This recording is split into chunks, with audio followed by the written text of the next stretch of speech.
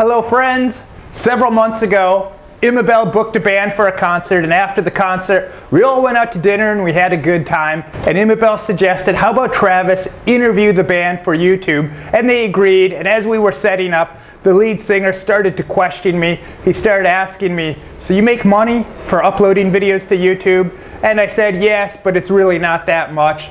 And then he said, well, I know these other people and they make a lot of money on YouTube. And I explained to him, well, my channel is a lot more moderately sized, and the channel he's comparing me to, I just looked them up, they have over 100 million views actually. I explained to him that that's possibly the largest channel in the entire country. What he was thinking is that I'm going to exploit him because he's very popular and famous and he's a local celebrity, and because of that I'm going to make hundreds or thousands or something like that. In actuality, I uploaded the video. It was one of my least popular videos ever. Maybe I made $1 off of it.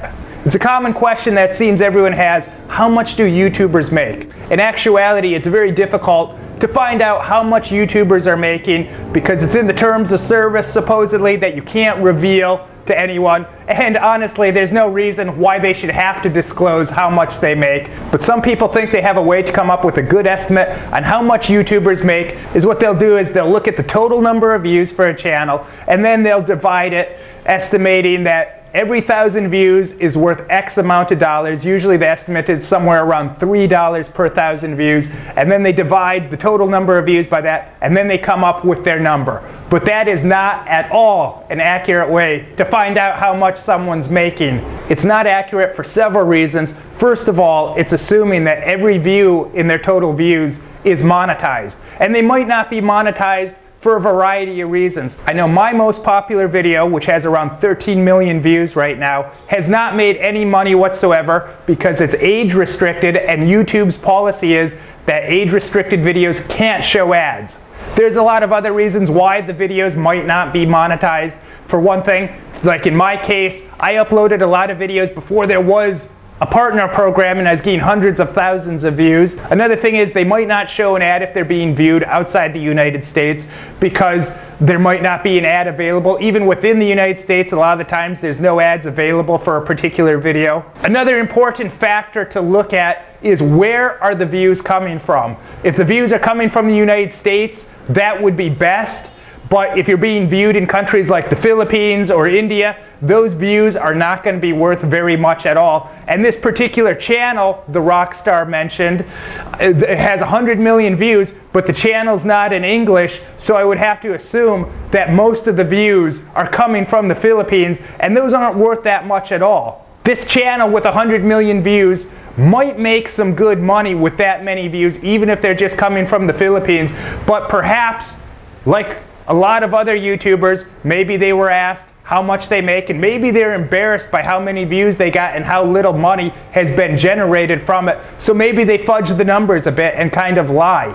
In reality, it's very difficult to figure out how much money a channel is making, but you can be sure that those ads don't pay very much unless you're a very large channel that gets consistently millions of views. If you're a channel that's uploading videos and you're getting 4,000, 5,000, 6,000 views, you can be assured it's not that much. So how do YouTubers make money if they can't make enough to support themselves from the ads? Well, there's several ways. One of which, and possibly the best way, is they have something to sell you. Even the largest channels, which could be making decent money off the ads, notice they still have online stores. They're selling t-shirts, they're selling mugs, they're selling ebooks, but having your own product to sell is probably one of the best ways, and that could really be anything. A second way that channels make money, and this is mainly for very large channels, is product endorsements. Especially these channels that do makeup tutorials. The makeup industry is very big in paying important YouTubers to endorse their product. But there's some problems with that, of course, too, because some of these product placements are actually reviews, but of course if they're getting paid to review a product, it's not going to be an accurate review. Some YouTubers are more ethical than others and make it more clear, but that's a great way to make money if you have a very large channel. A third way that YouTubers can make money, at least to help cover whatever their expenses are. And it's my personal favorite right now because it's something that I use right now, is crowdfunding. I first heard about crowdfunding after YouTube's Freddie Wong was setting all these records on Kickstarter. I think on one of the platforms he generated almost $1 million through crowdfunding to fund a series that he was working on. Besides the most well-known crowdfunding platforms of Kickstarter and Indiegogo, another one that's very popular amongst YouTubers, and it's what I use, is Patreon. And this is an ongoing thing where people pledge and support you every month. But if you're going to do crowdfunding, there's a few things that you should know for it to really work. First of all, I think for crowdfunding to work, you need a fairly large following. The larger, the better. And you really need people that care about what you do. If you only have a few hundred subscribers, I would say crowdfunding's not going to be for you. But also, to make it work, you're going to have to announce that it's out there. You're going to have to tell people why it's important, whether it's to fund your expenses or whatever you need money for. Let people know why they should support you. And third of all, which is something that's very overlooked, especially for people that have Patreon campaigns where it's outgoing, you gotta consistently let people know over and over again. Maybe not in every video that you upload, but you can't just put it out there once.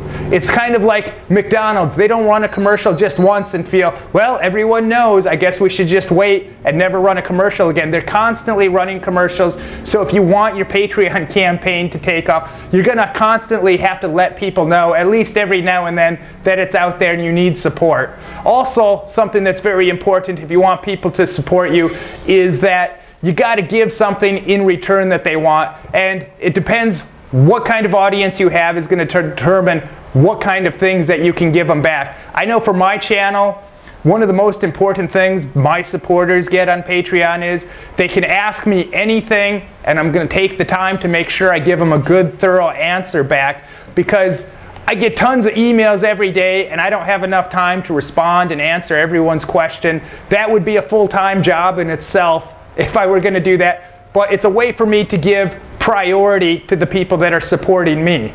Even though I think crowdfunding is great and it's become a very socially acceptable thing to do, there's some advantages and disadvantages. The big disadvantage is you might start a crowdfunding campaign and you find out people don't actually care about your work and what you're doing. And that can be a huge blow to your ego, but that's also the advantage of it. And the big advantage is you will find out if people care about your work and what you're doing or not. If you put something out there and it gets no support, at least you learned that what you're doing doesn't mean anything to people, so you're wasting your time, so you should just move on and do something else. A fourth way that YouTubers can make money, and this is probably the hardest to get, even for the biggest YouTubers, that's just that some company sees what you're doing and then they hire you to do something else. That could be hiring you to do your own TV show, could be hiring you to be in a movie. I know a lot of people see me on TV and in some movies and they assume that I got that through YouTube. The reality is, sometimes I get TV shows because someone from a company watched my YouTube video, a producer, but in fact most of the time that you see me doing these TV shows, it's because I went about more traditional means of getting that job. And in reality, what most people don't realize is I was already working in television, acting, and appearing on shows and stuff like that long before I had a YouTube channel. So these are 4 ways that YouTubers make money. If you're starting a YouTube channel, I really hope that this helps you out. And if you're just a viewer, I know so many of you guys are curious about this stuff, but I think the important thing to remember is you shouldn't start a YouTube channel if your main goal is to make money. You should do it because you have something inside of you that you feel you need to share with people, and it has to be a passion. All the best businesses in the world, they come about because it's a passion, not just a mere money-making scheme.